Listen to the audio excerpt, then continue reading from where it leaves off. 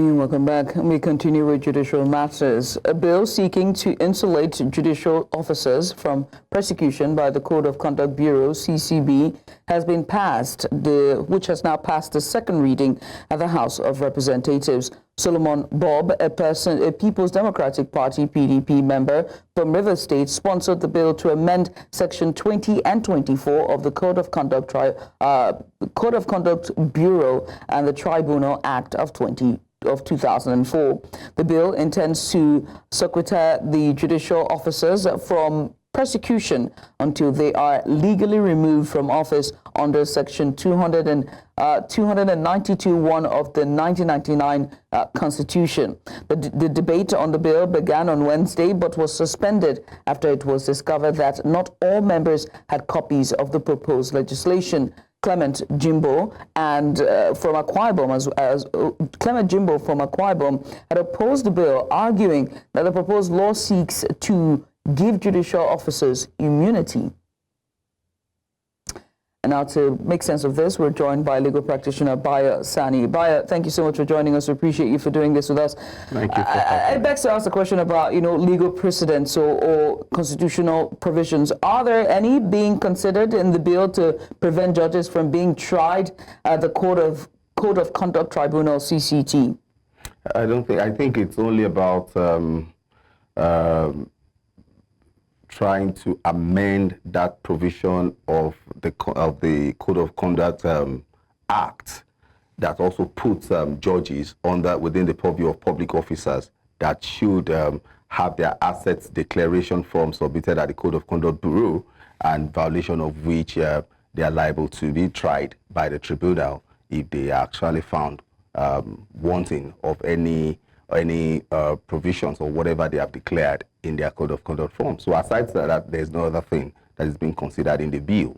And what are the potential constitutional implications of preventing judges from being tried at the CCT, especially in relation to judicial accountability? For years now, and just very recently, following the elections from 2023, there's been more call of autonomy and also judicial, transparency and more accountability. And critics have said that, the judiciary used to be the last, what's the term? The common man's last resort. The hope of the common man. Yeah, the hope of the common man. There we go. But with this move, what's your take? You see, this bill, first and foremost, let us understand what the bill seeks to achieve. The bill, no matter the guise or any umbrella that they have used to cover it, the bill seeks immunity for judges. Yes, they have limited it to the Code of Conduct Tribunal. But look at the importance of the Code of Conduct Tribunal to public officers.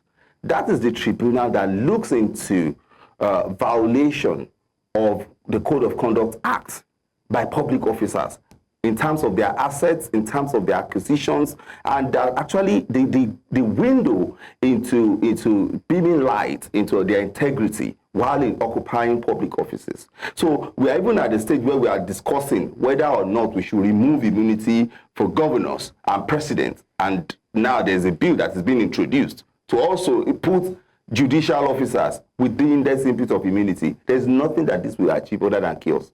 And apart from the fact that the bill, if it eventually get passed by the House of Reps, will run contrary to the provisions of the Constitution.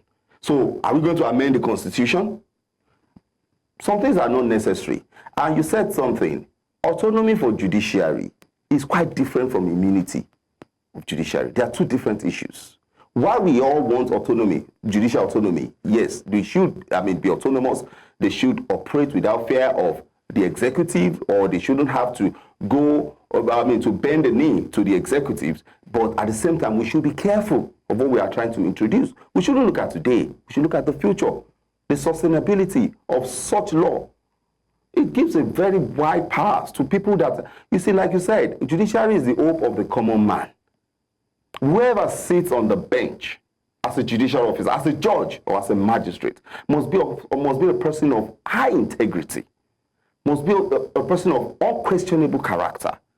And you are now saying that that kind of person shouldn't be under the watch light of the law. That is what you are trying to achieve here. So how do we check them? How? How do we check them? And don't forget that there is already provision in the Constitution for the removal of judges.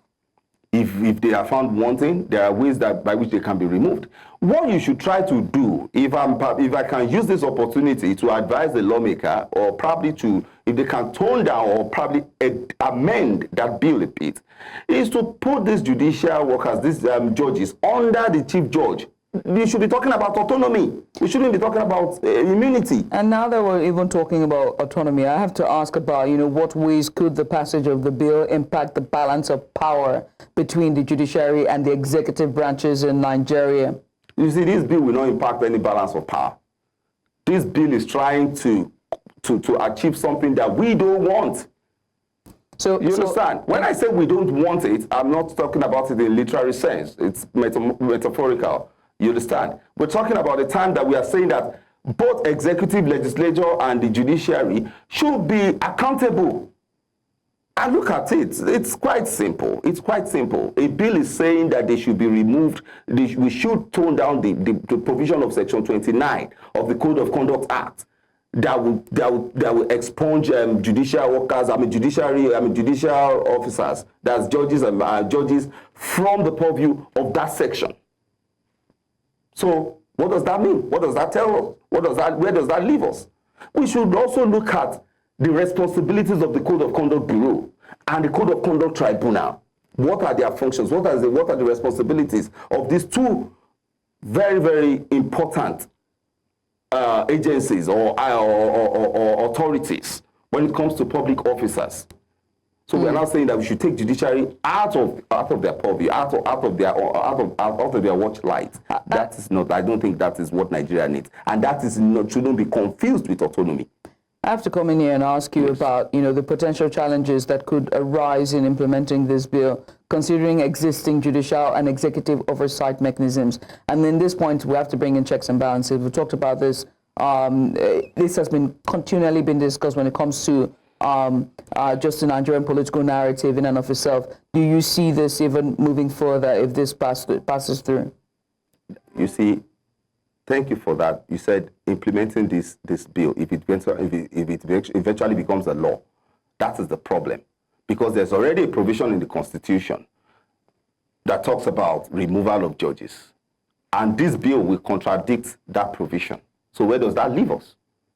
There's no way we'll be able to implement this without amending the Constitution. And yes, it's limited. We shouldn't forget one thing. This bill is limited to the Code of Conduct Tribunal, not the courts. Code of Conduct Tribunal. But of course, Code of Conduct Tribunal also operates as a court in its own form. It's headed by a judge. It's headed by a judge. So if the objectives of the bill as regards accountability, if the objectives are not clear as regards accountability, then we should be careful in passing such bill. We should really be very careful. Bayo Sani, I must say thank you for taking our time to join us today. Bayo Sani is a legal practitioner, just giving us a bit of insight on the bill that proposes the judicial judges to not be tried at the Code of Conduct Tribunal.